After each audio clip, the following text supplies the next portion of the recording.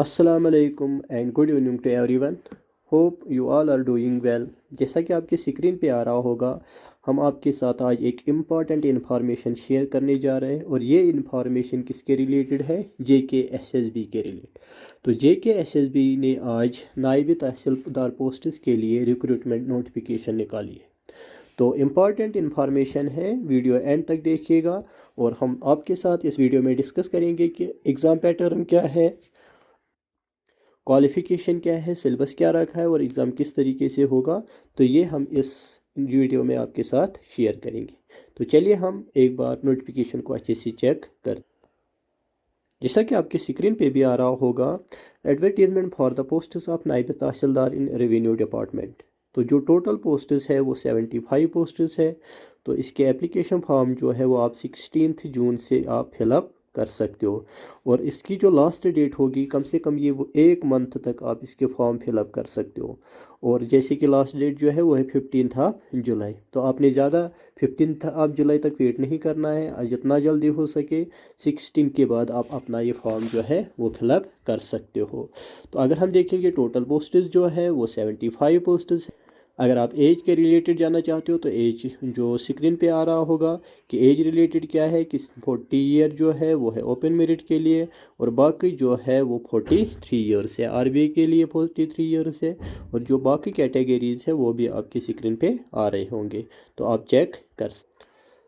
अगर आपने फ़ी के रिलेटेड जानना है तो जो फ़ी है वो 600 आपने पे करने अगर आप RBI या ओपन मेरिट में फॉल करते हो। अगर आप इन कैटेगरीज में फॉल करते हो जैसे कि SC है, ST है, EWS है, एटसेट्रा है, तो इसके लिए आपने पे जो करने हैं वो आपने 500 पे करने हैं।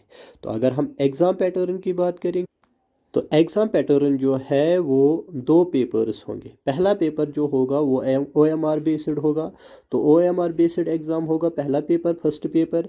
तो जो ये है इसके लिए सिलेबस इसी नोटिफिकेशन में अनाउंस किया गया है। तो जो कैंडिडेट्स ये वाला एग्ज़ाम क्वालिफाई करेंगे, जो मेन एग्ज़ाम होगा, तो उनको फिर उर्दू बेस्ड नॉलेज टेस्ट के लिए भी एक एग्ज़ाम देना होगा और जो एग्ज़ाम पेपर सेकंड का होगा वो सिर्फ क्वालिफाइंग नेचर का होगा। तो ओवरऑल आपने 2 एग्ज़ाम क्वालिफाई करने, पहला OMR बेस्ड एग्ज़ाम क्वालिफाई करना है, उसके बाद जो पेपर सेकंड होगा उसमें सिर्फ क्वालिफाइंग नेचर का होगा वो, और वहाँ पे आपकी टेस्ट जो उर्दू नॉलेज जो है वो टेस्ट होगी। तो 75 पोस्ट्स के लिए ऐसे ये 2 एग्ज़ाम आपने क्वालिफाई करने हैं।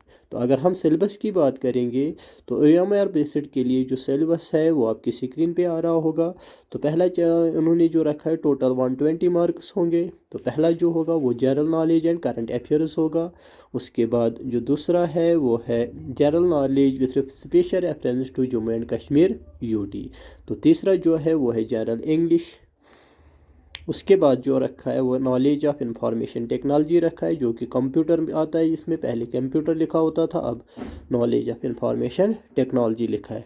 और लास्ट वाला जो मेंशन किया है वो है मेंटल एबिलिटी एंड रीजनिंग।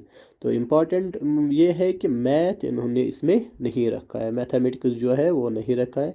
उसके बाद यहाँ पे मैं ये भी मेंशन है कि जो उर्दू के लिए है उसके लिए आपने किस तरीके से प्रिपेयर करना है, तो वो भी यहाँ पे इन्होंने रखा है। जैसे कि लेटर राइटिंग के लिए कम से कम मिनिमम वर्ड जो है वो 100 होने चाहिए, उसके 10 मार्क्स रखे। इसी तरह से इंग्लिश पैसेज के लिए 10 मार्क्स रखे। ऐसे अबाउट 100 वर्ड्स उसके लिए with any topic of social relevance उसके लिए 10 मार्क्स रखे। तो ये सिर्फ क्वालिफाइंग नेचर होगा, उर्दू का सिर्फ क्वालिफाइंग जो मेन एग्ज़ाम है वो OMR बेस्ड है। तो ये एक इम्पॉर्टेंट इन्फॉर्मेशन थी जो आपके साथ शेयर करनी थी। थैंक्स।